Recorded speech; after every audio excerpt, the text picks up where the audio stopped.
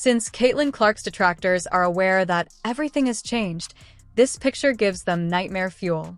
Let me clarify. They believed they had Caitlin under control. She was having trouble.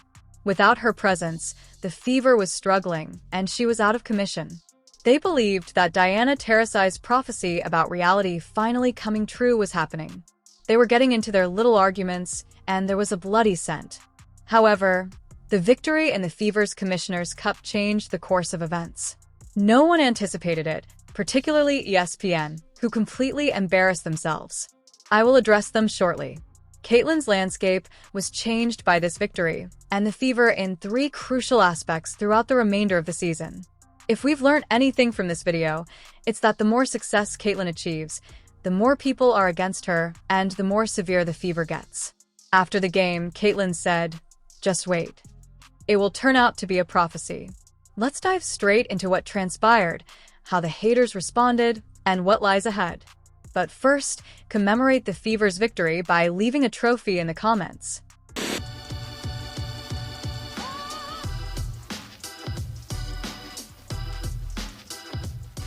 First things first. Almost no one anticipated this going into the Commissioner Cup Finals, yet Fever supporters did at the beginning of the season. The Fever were predicted to win the championship at the beginning of the season. The well-known free agents were brought in. "We run this league, and you can pound sand if you don't like it," was the motto of their Now You Know campaign. Naturally, they also had Caitlin Clark, who returned fired up and eager to step up her game. And they got off to a spectacular start, destroying the sky in front of 2.7 million spectators. However, things became complicated when Dana pulled a Peter Gibbons from the office. Caitlin suffered a 5-game injury. The hate speech inquiry began, and she decided to quit her job, but kept receiving a payment. The following game was Gladiator Night at Gainbridge, where MMA Maberry and UFC JC took their best shots at Caitlin while the referee essentially gave them advice, just when we thought everything had returned to normal following Caitlin's historic comeback against the Liberty. Then, during garbage time versus the Storm, Caitlin suffered an injury that prevented her from competing in the Commissioner's Cup. All things considered, the Fever were not expected to defeat the Lins. In fact, during the game, ESPN had one of the largest display of all time. ESPN posted, I think around the 3rd quarter, at least that's when I was notified about it, that the Lynx dominate the Fever to win the Commissioner's Cup. And I took a screenshot. This is totally my screenshot, so I went and I verified this because I just couldn't believe it. I also confirmed this. They only altered the title after the game was ended, leaving this up for the duration. Crazy. In any case, the team took over and proved their mettle without Caitlin. Before going on an 18-0 run and never looking back, they were behind early. They had outstanding individual performances, such as Natasha Howard, who declared her desire to be the MVP, and damn, it came true. That is manifestation in action. In any case, on ESPN, the Fever did an Uno reversal. Without Caitlin Clark playing, they dominated the Lynx in their barn, and the critics went crazy. Not only did the Fever win, but Caitlin also took home a title despite not playing. The only strike against Caitlin Clark is that she has not won a national championship. And that is the only thing that you can put against. You know, the most common criticism of Caitlin was that she had never taken home a title.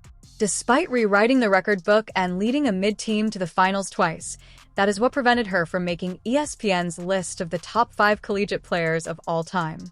They've exploited Caitlin's lack of a title in conjunction with Angel's championship with LSU and unrivaled to claim that Angel is better since she's a quote-unquote winner, despite the fact that the entire rivalry with Angel Ree is pointless at this time because they don't have the same galactic talent or influence. With this Commissioner Cup victory, it is no longer a crutch for the haters. Naturally, though, if you ask the critics, it isn't relevant. In addition to claiming that it isn't a legitimate championship, they also claim that it doesn't matter because Caitlin wasn't present at the final game. It goes without saying that this is nonsense logic for that reason alone. After playing lights-out ball against the Liberty and then having a big impact on the game against the Sun, Caitlin was the reason they made it there. Those who claim the game was rigged, however, win the prize for the saltiest tears. They did win the final without her. But it's not like she's Nikola Topic or anything. The only reason they got to the final was because she had a 32-point near triple-double against the New York Liberty. They beat the previously undefeated New York Liberty after a Caitlin Clark masterclass in a game no one thought they were going to win. The selective logic, however, is what makes this amusing.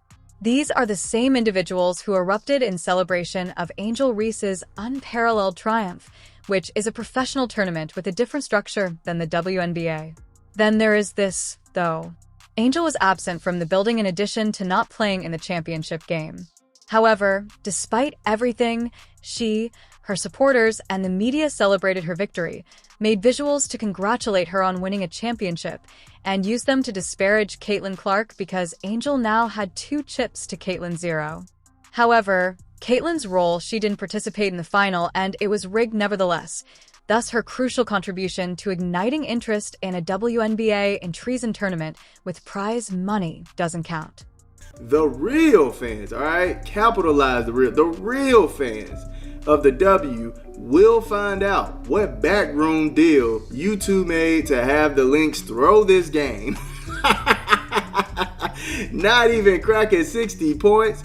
That isn't even believable to the most naked eye. When we find out, we're coming for your jobs. Full force. However, this is where the haters are truly trembling. Without Caitlin, the Fever prevailed on the main stage. They defeated the league's top team, the Lynx, who were 14-2 at the time, in their arena. Yes, it is essentially Carver North due to the large number of Fever and Iowa supporters that attended. It's still a road win, though. And proof of concept is what it is. When it counted most, all of the leaders who were called upon for pivotal moments delivered. Natasha Howard was a beast once more. Sophie was very helpful. There's a lot to like at the moment when you combine it with the fantastic seasons that Aaliyah and Lexi are having. Are they flawless? Not at all. Can we voice our dissatisfaction with coaching? Indeed. Fans act in this way. However, things are moving in the correct way. Recall how I stated that the Fever's fortunes were altered in 3 ways by this victory? Here's how. Sure, Jan. It eases the pressure on this team to start. Winning, as they say, makes everything better. Even though Sophie previously said that the team was isolated, nothing unites people like a title, even if it's not the major one. They needed to defeat the Liberty and the Lynx, the 2 best teams. Even if I don't anticipate perfection in the future, the swagger has returned. They appear to have survived the storm. Additionally, they are far more dynamic now that Aari McDonald is a constant member of the mix than they were with Bonner, the goer. Second, Caitlin has more time to relax because the edge is removed. A great deal of conjecture. I also mentioned that the Fever permitted Caitlin to play with an injury at the start of the season and then enabled her to return early. Without Caitlin, the Fever have every reason to remain in the running for the playoffs for a few more games or weeks. Supporters had already been pleading with the Fever to give Caitlin more time to recover. And after defeating the Lynx, I believe Caitlin and the Fever will be more willing to go this path. We saw indications of this strategy right away when the Fever announced a day in advance that Caitlin would be out against the Aces rather than making her a game-time decision. Third, Caitlin will be playing for a winning team when she returns fully healthy, and succeeding in games without her. They can now gradually reintegrate Caitlin instead of over-relying on her right away and running the danger of re-injury because Aari McDonald is here to stay. And as a bonus, being taken into consideration once more and having cap capacity to get an upgrade through a trade. Because they scented blood, the haters find all of this frightening.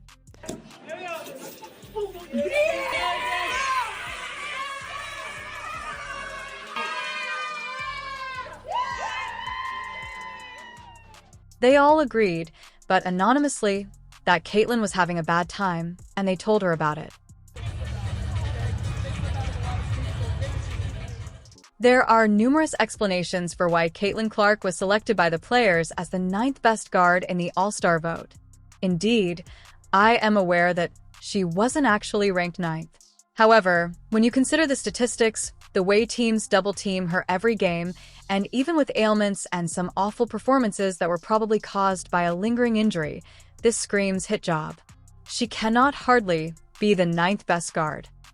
Caitlin Clark finished 9th in player voting. In fact, she finished behind one of her own teammates in player voting for the All-Star game.